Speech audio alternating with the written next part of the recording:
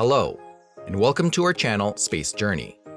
We have previously seen Elon Musk's reaction to Jeff Bezos' secret project Jarvis, which is seen as a copy to SpaceX's project.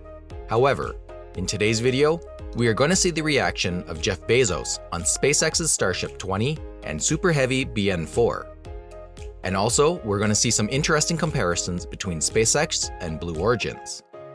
So, if you are interested in that, stay with us until the end of the video. At the beginning, please support us with subscribing to our channel and liking this video so we can continue researching for you. Let's not waste a second and move on with the video. In terms of space studies and exploration, Blue Origin and SpaceX share the same values and ambitions. These firms, which are controlled by two of the world's wealthiest people, have identical aspirations to lead the way in the new age of space exploration. Both Jeff Bezos and Elon Musk, the founders of the space companies, had very comparable experiences throughout their careers. Both have acquired their expertise and taken use of Silicon Valley, have worked for various corporations, and created their reputations from the ground up. The space race heated up after NASA chose Musk's SpaceX over Bezos' Blue Origin for the sole contract to carry Americans to the moon. For a long time, the competition between Bezos and Musk had dominated the press. Whether it's on social media, patents, or space services, Blue Origin and SpaceX aren't going to stop fighting one another at every turn.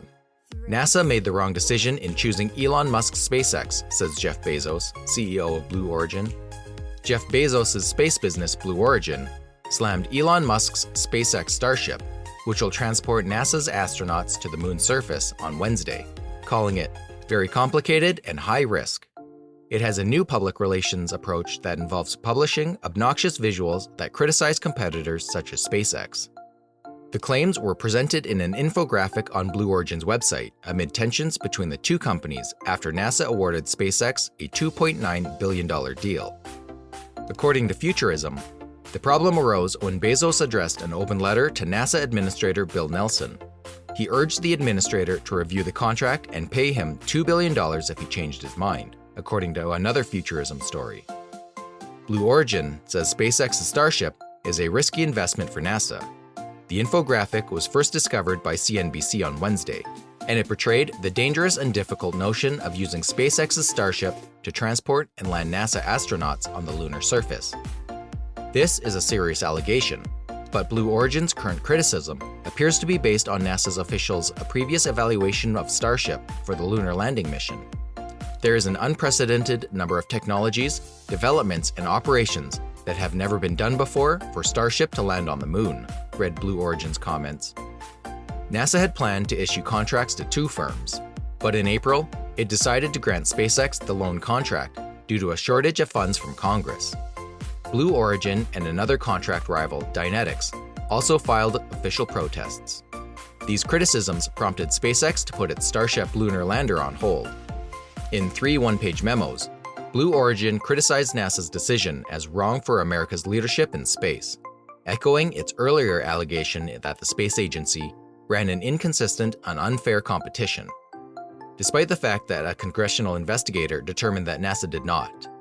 Despite the congressional inspector's finding that NASA did nothing unlawful, according to Interesting Engineering, Jeff Bezos' company has continued to accuse NASA of conducting an unequal and unfair competition.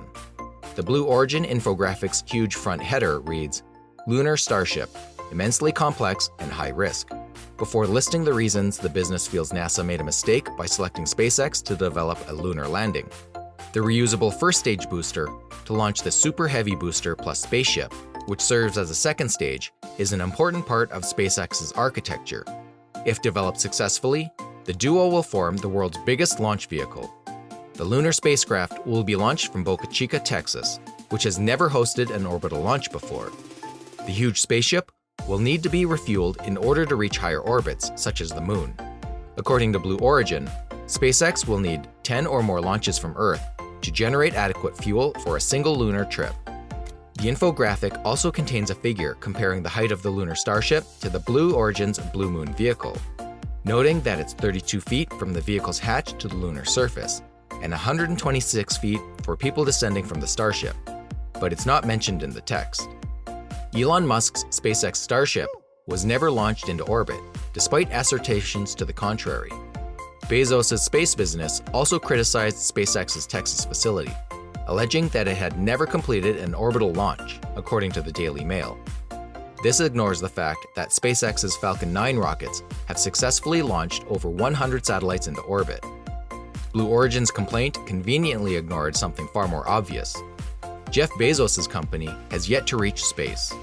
Meanwhile, SpaceX is preparing to launch the first Starship into orbit, following the spaceship's successful high-altitude flight and landing in May. Despite this, Blue Origin maintained its protest, saying that the 126-foot-high escape hatch on SpaceX requires the use of an elevator for egress.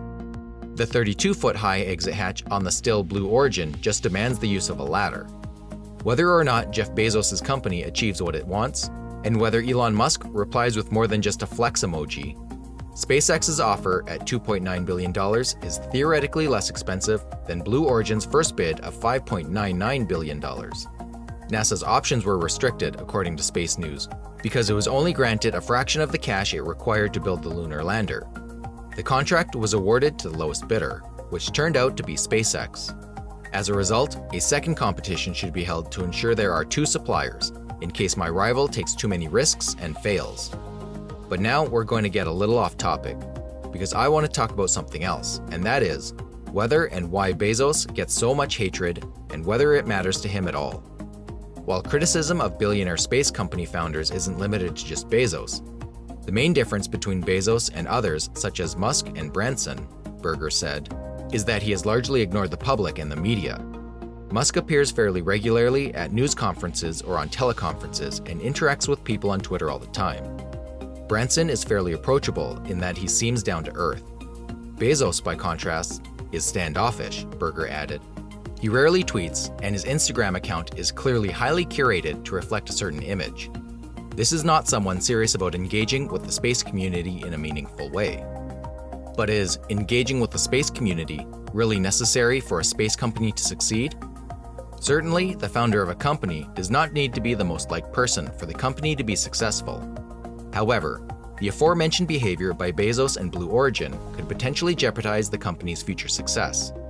While many companies have been lofting satellites into orbit for quite some time, there aren't that many companies that are involved in that latter human spaceflight piece, said Michael Lopez Alguerria, a former NASA astronaut and current vice president of business development for Axiom. And so each of them, I think, particularly between the two suborbital companies, they have to figure out how to differentiate themselves. And part of it is obvious because they are very different experiences, he said, referring to Virgin Galactic's spaceplane and Blue Origin's New Shepard rocket and capsule. But I think beyond that, their branding and their approach to media is how they want to portray themselves. I think there is a huge market in suborbital space tourism, so long as New Shepard can execute with safe and regular flights. I think that business will be profitable, Berger said. However, now that Blue Origin is starting to more aggressively go after government contracts, and as it starts flying private citizens, it will need to more effectively engage with the public, Davenport added. The founders of the companies may claim that they don't pay close attention to public opinion, but members of Congress will. And since Congress oversees federal spending, they could have a huge role to play in the company's futures. Thank you so much for watching this video all the way to the end. Don't forget to support us by subscribing and liking this video. And also, tell us what do you think about Blue Origin and Bezos' arguments. We are really curious to know. We will do our best to make some more videos for you with fascinating and interesting happenings in our universe. But for now, that's it. See you next time.